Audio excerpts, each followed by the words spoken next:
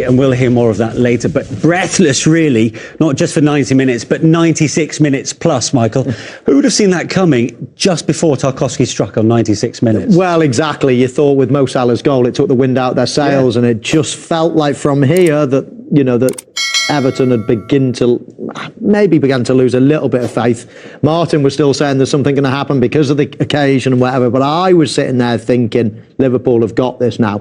And it was a little bit of hit and hope, big long looping ball into the box, a flick on, a challenge, it dropped. So there was nothing really technical in the goal apart from the finish, which was a thumping finish. But what an end to the game, and it had everything, with red cards, with tempers boiling over. We sensed it at half-time, the tempers were boiling over. Yes. And it bubbled again towards the end. Lots of yellow cards within the game, and of course a couple of red cards to end the game as well. It looked like it was going to be a low-key defeat for Everton in that final derby showdown at Goodison, and it was anything but in the end. No, and you know, if you'd have played in that 4-4 game that I played in all those years ago, 4 times we came back from the brink, and I just had that sense of feeling that I think it's going to happen again. I just feel there's going to be a final twist in this great old stadium. The ghosts of yesteryear will return. I'm not a ghost yet, but I'd have been in there. But it was, honestly, as a former Everton player, it was great to see, and of course it helps Arsenal as well. It makes a bit of a contest. At 9 points, you start to find it's very difficult for anybody to catch them. And then you're looking at the fixture lists and thinking, oh, all of a sudden, they look a little bit more difficult when we have to go to the likes of Aston Villa and Newcastle, big games coming up now for Liverpool. Yeah. And that tetchiness was always under the surface. There was so much on this game, you know, for Liverpool to win it, for Everton to scrambling for points. And it kind of blew over, bubbled over right at the end. I'm not really that surprised in the end. Yeah, let's have a look then at that all-important moment, really, that equalising goal from James Tarkowski. You would have been proud of this finish, Martin. Oh, yes. I don't think I'd ever... Well, maybe for England I scored one like this, but that's another story. Look, they just kept going. It was a difficult ball into the box, and I thought they just couldn't clear it. And I just thought, I wonder if someone's going to do something special, and that was a wonderful finish. It takes the lid off the roof at Goodison. Tarkowski had made the mistake for what looked like a winning goal for Liverpool. And then we had that agonising wait. Again, I was quite confident. I know Michael's a bit of a specialist in this area, but I was saying, no, he's onside. And that's how it turned out. It took quite a while to get there in the end. But I think it was a draw, this match. I didn't see a winner in it. Tetchy affair. And it's nice that I think, 41 victories apiece in the head-to-heads. In the head-to-heads at Goodison. And maybe that's the right and proper thing that's happened in the end. Yeah, it was an amazing finish. Plenty of pace, goalkeeper no chance, and the drama of VAR.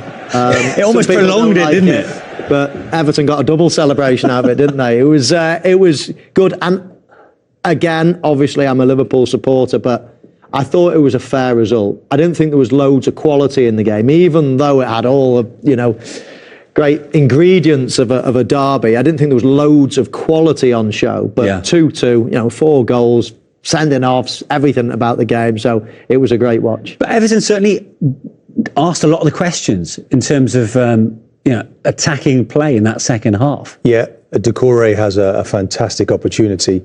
He's almost trying too hard.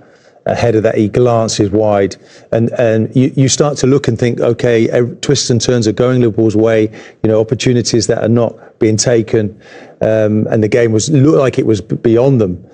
So to score in the manner they did will feel like a victory for Everton. I was just going to ask you that. Is that in the dressing room right now, as the jubilation, the celebrations, as if they've just won that game? Well, 10 points that they've picked up in the last 4 games. It's almost enough now to take them from 17 points to 27. They're alongside Spurs in the table.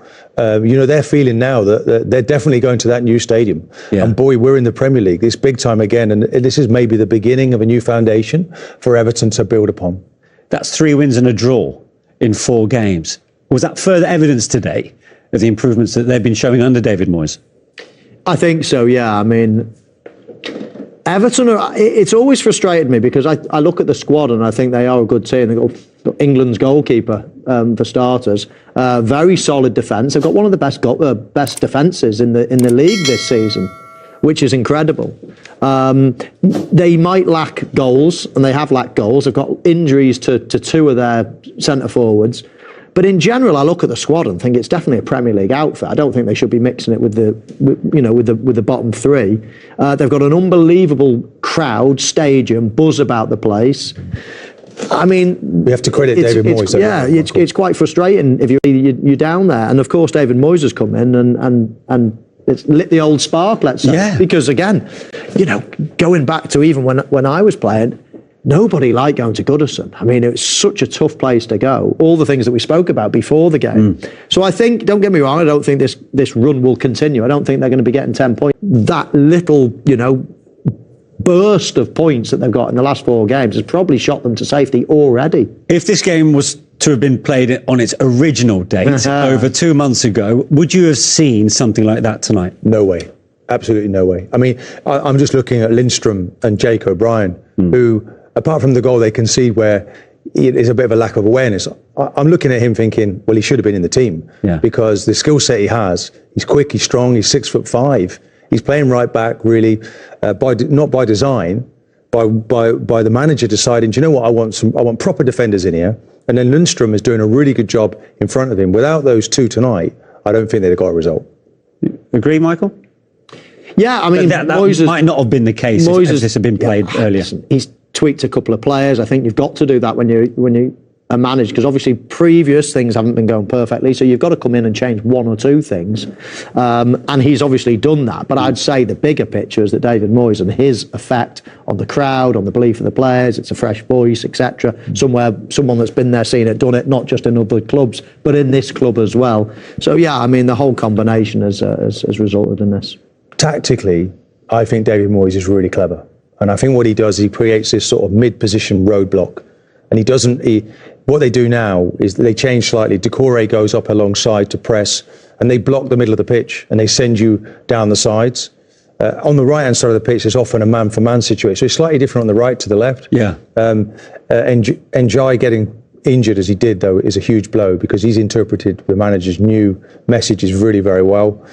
So it's almost as well they've got the 10 points now because they are limping over the line. Mangala injured as well, out for the rest of the season. Calvert-Lewin out for a good period. Beto's been a good addition to them. He's wholehearted. You wouldn't say he's the best player in the Premier League, but he gave